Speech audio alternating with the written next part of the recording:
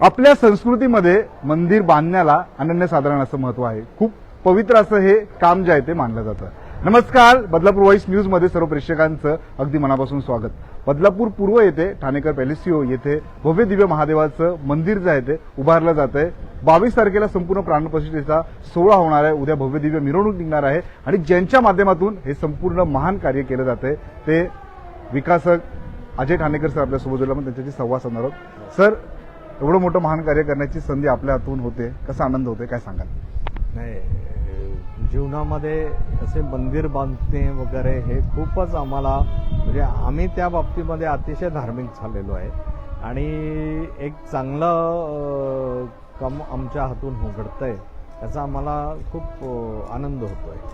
आणि ठाणेकर पॅलेसिओ शिरगाव इथे जे प्रकल्प आहे आमचा, त्यामध्ये आम्ही ही संधी घेतली की एक शिवमंदिर म्हणजे लॉर्ड शिवा फॅमिलीचं मंदिर बांधणे. कारण गृहप्रकल्प आला की त्याच्यामध्ये अनेक सदनिकाधारक असतात आणि ह्या सगळ्यांचं एक खूप चांगल्या एकत्रितरित्या बॉन्डिंग होणे, ते होण्यासाठी काहीतरी कार्यक्रम घडवा लागतात. तर त्या कार्यक्रमाचा विषय साधन असतं की काही मंदिर असेल तर त्या मंदिराच्या माध्यमातून हे सगळे कार्यक्रम चांगल्यापैकी होऊ शकतात. म्हणून आम्ही लॉर्ड शिवा फॅमिलीचा विषय घेतला, जेणेकरून पार्वती मातेचं मंदिर आहे, गणपती बाप्पाचं मंदिर आहे आणि शिवलिंग आहे. शिवलिंगामुळे आपण महाशिवरात्र साजरी करू शकतो चांगल्या पद्धतीने.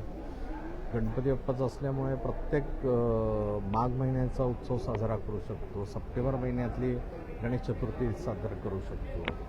आणि पार्वती मातेमुळे ज्या मूर्तीच्या मुळे आपण नवरात्र साजरी करू शकतो. अशा अनेक सण आपण साजरे करू शकतो. आणि हेच करण्यासाठी आम्ही हे लॉर्ड शिवा फॅमिलीचं मंदिराची कल्पना आमच्या जी डोक्यात आली आणि ती आम्ही आज तिथे साकारली. सर, अभूतपूर्व सोहळा असणार आहे. उद्याही भव्य दिव्य मिरवणूक निघणार आहे. 22 तारखेला अनेक कार्यक्रम ठरवण्यात आले. त्याविषयी थोडक्यात सर, कारण 4 दिवस वेगवेगळे कार्यक्रम, धार्मिक कार्यक्रम बदलापूरकरांना अनुभवता येणार. बरोबर. 19 फेब्रुवारीला आपण शिवजयंतीचा विषय आहे. त्याच दिवशी आपली संध्याकाळी साधारण 5 वाजता भव्य सर्व मूर्तींची रथयात्रा आपण इथे येऊन ठाणेकर पॅलेसमधून सुरुवात करणार आहोत. ते शिरगावचे हनुमान मंदिरापर्यंत आणि परत पुन्हा हनुमान मंदिर टू ठाणेकर पॅलेस असे हे साधारण संध्याकाळी 5 ते 7:30 पर्यंत ही रथयात्रा असणार आहे.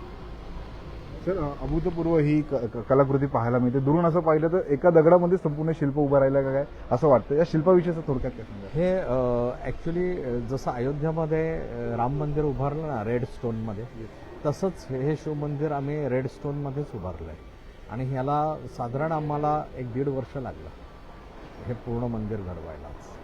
नक्कीच आपण बदलापूरमधील सुप्रसिद्ध विकासक अजय ठाणेकर सर यांच्यासोबत संवाद साधला. हे मंदिर माझ्या पाठी तुम्ही जर पाहिलं तर अभूतपूर्व आपण होऊ शकतो हे मंदिर आपल्याला पाहायला मिळतं. आणि उद्या भक्तिभावाने या ठिकाणी जे आहे ते संपूर्ण हा प्राणप्रतिष्ठेचा सोहळा सुरू होणार आहे. आणि 19, 20, 21, 22 असं तब्बल 4 दिवस हा सोहळा जो आहे तो या संपूर्ण गृहसंकुलाच्या परिसरामध्ये होणार आहे. आणि विविध भक्तिमय कार्यक्रमांचंही आयोजन ठाणेकर ग्रुपच्या माध्यमातून करण्यात आलेलं आहे. आणि त्या मंदिरामध्ये आपण जर पाहिलं तर अगदी भक्तिभावाने ही सेवा जी आहे ते ठाणेकर ग्रुपच्या माध्यमातून केली जाणार आहे.